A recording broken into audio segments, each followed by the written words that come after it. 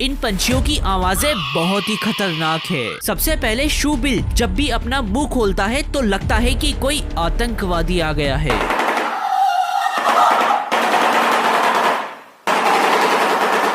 Next laughing Kookaburra, इसकी आवाज तो ऐसी है मानो कोई चुड़ैल हंस रही है।